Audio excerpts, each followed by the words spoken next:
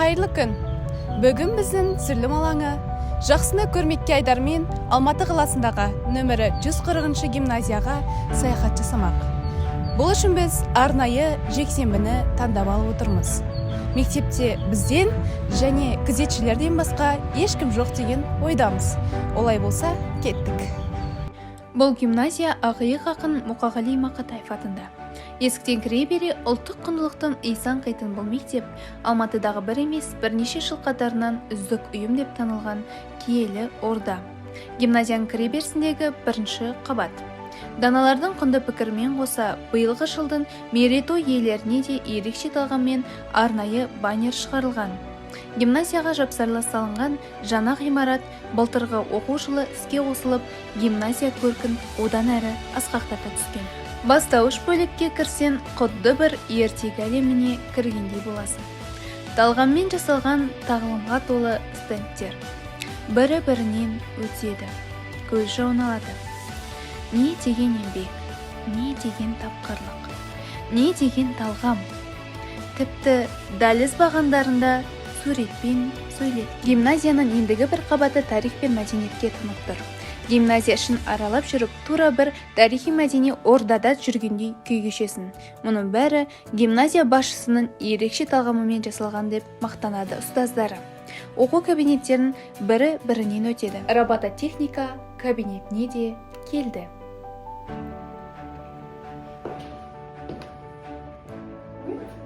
Жексенбі болса да оқушылар отыр екен. Тілдесіп көрейік. Сәлеметсіз бе? Саламатсыздар ма?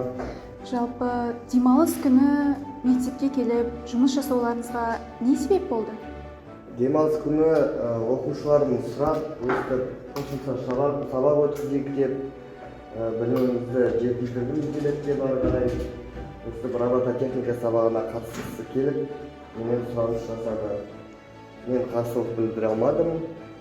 Осы сабақты өткізіп отырып осы жақта. Оқушыларым өстіп роботтарды құрап үйреніп жатыр. Керемет, істеріңізге сәттілік тілеймін. Рахмет. Дарынды балаға талантты ұстаз, гимназияға сай шәкірт.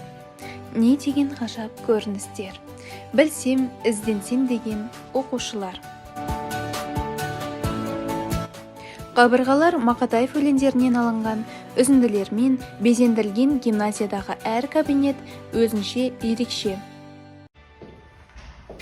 Міне ғажап, мұнда да бір шәкірт жұмыс жасап отыр екен. Тілдесіп көрейік. Сәлеметсіз бе? Сәлеметсіз бе? Өзіңіз жайлы ақпарат беріп өтсеңіз? Менің атым Бақырбек Рамазан, 10-шы сынып оқушысымын. Біздің гимназияның өзін-өзі басқару ұйымының ақпарат министрлігі боламын. Танысқаныма қуаныштымын. Жалпы сіздер сабаққа аптасына 5 күн келесіздер. Дәл осы демалыс күні келіп, мектепке келіп жұмыс жасауыңызға не түрткі болды? Негізінен ақпарат министрлігі құрылғаннан бастап біз үздіксіз жұмыс атқарудамыз. Және де көптеген шаралар өткіздік. Солардың бірлеріне тоқталып өтсек, мектепте мектепшілік жарыстарға видеороликтер түсіріліп, және де біз қазіргі таңда еріктілермен өте көп жұмыс атқардық. Оған ең басты бірлері ол еріктілер өткізген тазалық акциясы. Біз ол тазалық акциясында әрбір еріктінің жұмысын өте жоғары деңгейде бағалап, видеороликтер түсіріп, мектептің ресми парақшасына жүктедік. Бүгінгі жексенбі күні мектепке келген себебі ол осы атқарған бүкіл барлық жұмыстардың барлығын өзіме бір отчет беріп,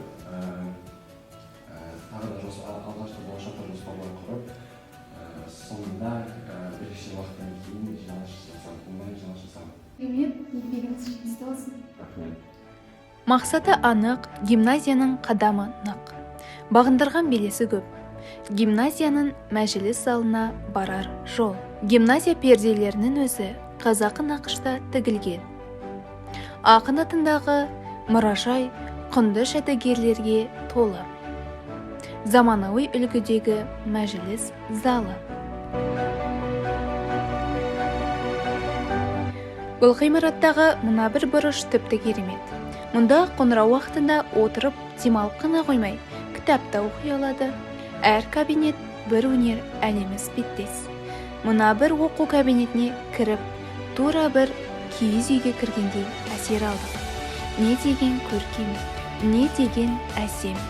Мына сөреде қаламгерлердің кітаптарымен қоса осы гимназия ұстаздарының, оқушыларының жазған кітаптары да орын алған.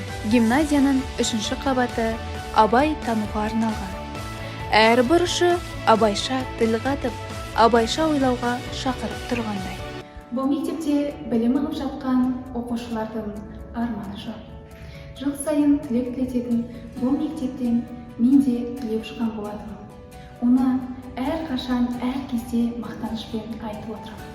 Сіз соның көркейе бер алтын ұя мектебің деп аяқтан келеді.